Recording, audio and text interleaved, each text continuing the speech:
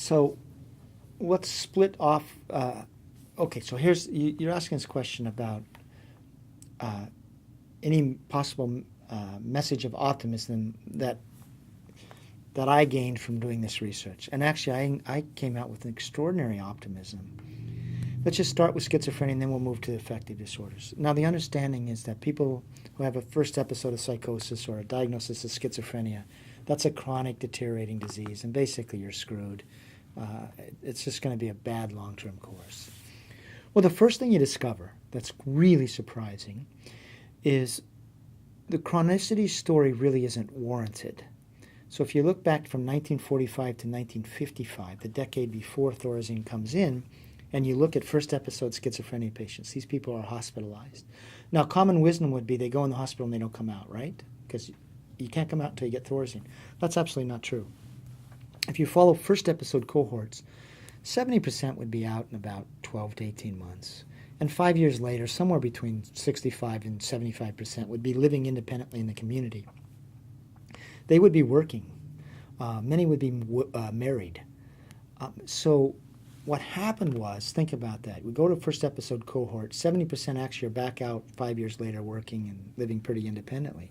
That meant 30% of that initial cohort, however, didn't get back out. Now they start becoming your chronic population at the state mental hospitals, and people say, see, that chronic population, schizophrenia, you never get better. That's because we've lost the 2/3 that did get better and went back to sort of some sort of degree of functioning. So even at this disorder we say is the most severe, you actually see a lot of people recovering. Now you might say, oh, listen, that's the old days. They diagnosed schizophrenia better. I mean, it's differently then. That's not a group so ill. Well, we have one modern study that followed schizophrenia patients for at least 15 to 20 years, starting in 1980.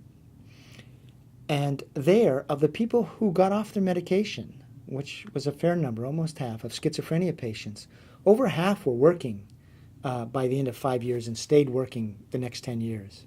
Over 70% weren't psychotic anymore long term. There was about 25-30% that remained actively psychotic. So even with this disorder we say that is so difficult, you actually see a lot of recovery in what we might call the natural course of outcomes. And one of the discoveries I saw that I thought was two things that speak to this. One, after the very first sort of one-year study of antipsychotics, they were a little disappointed in the results. And they had a lot of people going off the drugs or never exposed in this first-year study. And here's why they were disappointed. Only 58% are working. And only 2/3 of the women, and 2/3 of the women are sort of doing okay in the domestic role. Now, this is just after the drugs are introduced, and they have the understanding of schizophrenia that was developed in 1945 to 55 when many people were getting better. And they said, well, we wish these weren't better. We're sort of expecting with the drugs, outcomes would be better. So think about that. More than half working, 2/3 in relationships.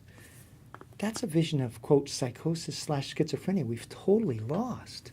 But in fact, if we tried to flesh out the natural course of schizophrenia or first episode psychosis, you'd see a lot of recovery.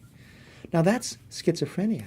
How about affective disorders? How about depression? How about manic depressive illness, which we call bipolar today? Well, you go back and here's what you read in 1965. Depression will get better. It's self-limiting. We need to use the drugs to help speed that up. But you're going to get better. That's number one. And how about its long-term course? Depression is an episodic illness, and very few people become chronic. It's seen as episodic. It's seen as something that hits you for a time and then generally goes away. If you look at first episode depressed patients, hospitalized for depression, okay? Out of that first episode cohort, maybe 20% would end up chronically ill. The other 80% would have an episode, and maybe 3 years later they'd have another episode, but it was an episodic illness. Manic depressive illness, same thing. Seen as an episodic illness, and in 1969, the leading manic depressive expert in the country said, listen, the one thing we can tell parents is it's not likely to be chronic, whether it's depression or mania. Now we say, hey, your kid's screwed. You're going to be chronic. Well, if we go back and try to discover the natural course of outcomes, you see that psychiatric disorders, even severe ones, by and large are episodic. There's a small group that may become chronic, if they have a manic episode or a major depressive episode or a psychotic episode. What I mean by episodic, it means like after 4 months, after 6 months, after 8 months, it's gone, and you're back to what's called euthymia, which is an absence of those symptoms, and you go on with your life. So that's, and by the way, there's this beautiful quote by Samuel Bachoven. Now, Samuel Bachoven was head of Boston Psychopathic Hospital, and he goes back to the 1940s, and he's still there in the 1970s, and he says this, and listen to this. He says, my experience has taught me that most mental disorders, especially the most severe, are largely self-limiting in nature unless we do something to turn them chronic.